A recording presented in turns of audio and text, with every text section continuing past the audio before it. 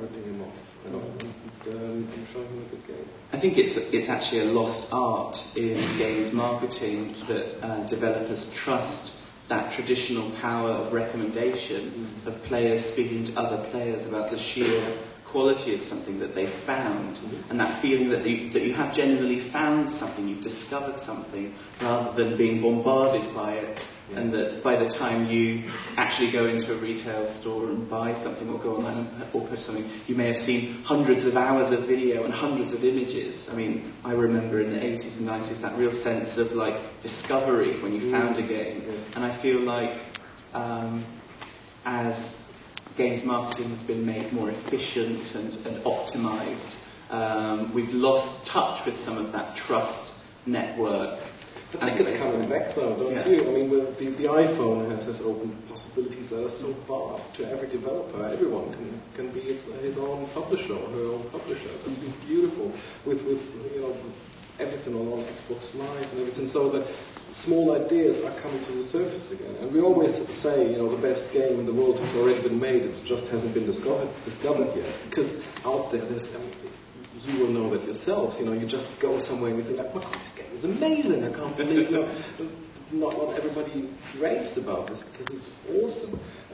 And we just think like, yes, we had a game like that, and we kept developing it. We kept being approachable by players as well. We said, what about this? What about that? That is broken, by the way.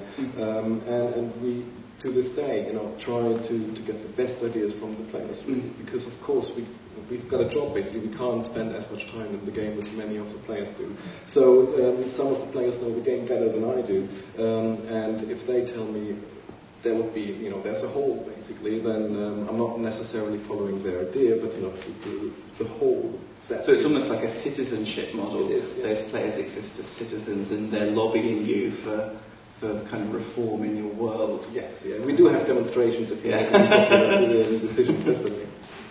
So I wanted to begin to broach the question of design and ask, really, like when designing and developing RuneScape, what your major influences are generally. Well, it is a fantasy medieval MMORPG. So I mean that's two big influences. One, we want to show a little bit of medieval flair. The other one is we want to really bring the fantasy into the game. Influences we have. I mean, if you want to have name dropping, then just come into Jagex in the lunchtime and basically everybody tells you about their favourite games and shows off games that the other one hasn't perhaps played. So and the obvious ones are of course the role-playing games, and many people play board games or card games or really tabletop, old school pen and paper role-playing game during the lunches. I've got one person who has got 5 different game circles every night, so he really is in stress getting all his games and not mixing them up anyway. So it's very much like, yes, we're gaming, we're feeling games, we're breathing games, we're making games out of that. When it comes to influences, I think one of the big pluses of RuneScape is that we're open to very new ideas at all times. We're very open to new talent. We recruit young people as much as experienced people because we like different approaches to game design, and of course we've got people who talk about the bigger story and like you need to run things past them if you let the character die, for instance. One Slayer Master was killed in a quest, and it was quite a big discussion in the studio whether we should do that or not. But the individual has the freedom to express himself. The individual has also the freedom to make mistakes, and which is always hard in an MMORPG because it's quite in front of the audience if you change something. But I think that that limited freedom that we give people, and not to say like this is the way that you have to do it. We think this is one of the secrets of success. I think when there's been a number of people are constantly trying different models because the MMO market is a real sort of hot area and has been for about 5 years now, and I think people are trying to innovate within that space, and it's interesting that a number of solutions have been to actually prevent the player from getting straight into the world, to kind of take them through an induction to ready them for the world in games like Age of Conan and so on. And I think that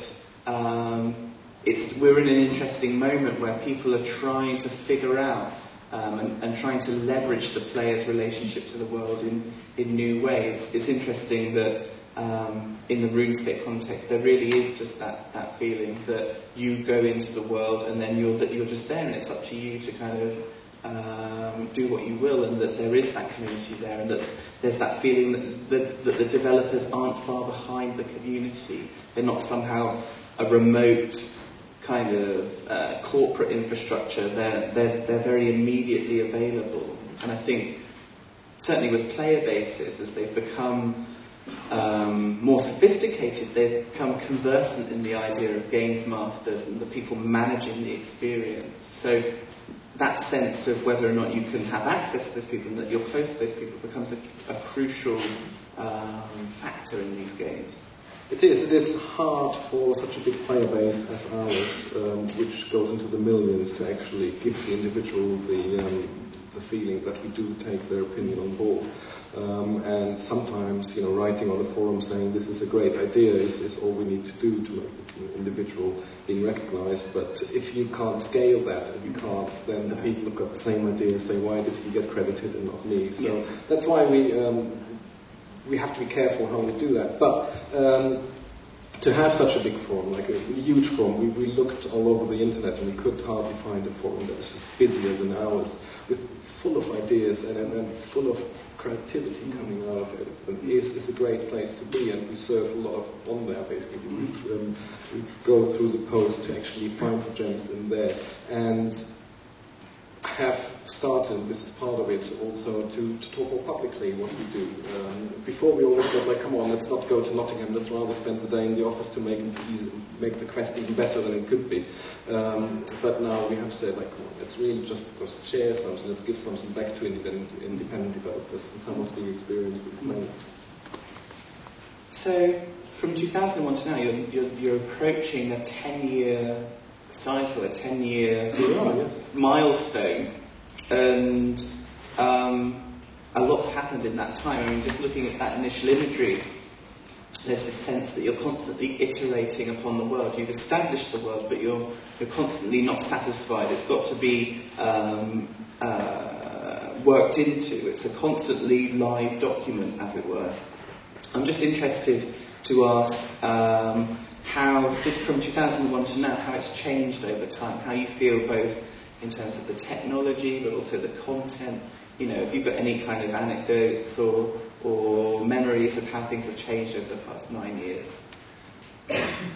There's a couple of quirks in Classic that are absolutely amazing. RuneScape Classic, which is still live and can be accessed by people who have played it since then. Just to fill everyone in, 2003 we brought out RuneScape 2, which basically upgraded the whole engine and did away with a lot of the quirks that were in the beginning.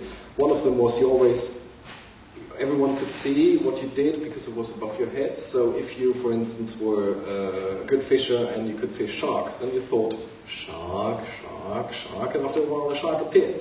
That just led to players saying, like, cool, we've got a shark, can I have shark, please? Please get rid of it, stupid thinking. Model over your head, because it was so annoying to the community. It was counterproductive to actually say, like, what you were doing. Another thing is that we had a couple of people who found it amazingly funny to lock other people in rooms. So they wrote a little macro that always closed the door. So as a player who would click on the door, open it, and then run out, you didn't have a chance. You need 2 clicks, 2 server cycles for that, and then the macro was always quicker. So there were people who were just standing there, and the whole purpose that they had in life, sad as it sounds, was to lock other people in a building, in a virtual world as well, where they could teleport out. Anyway, so these are things that was kind of like, come on, actually, can we just concentrate on making games, please, and then do away with these?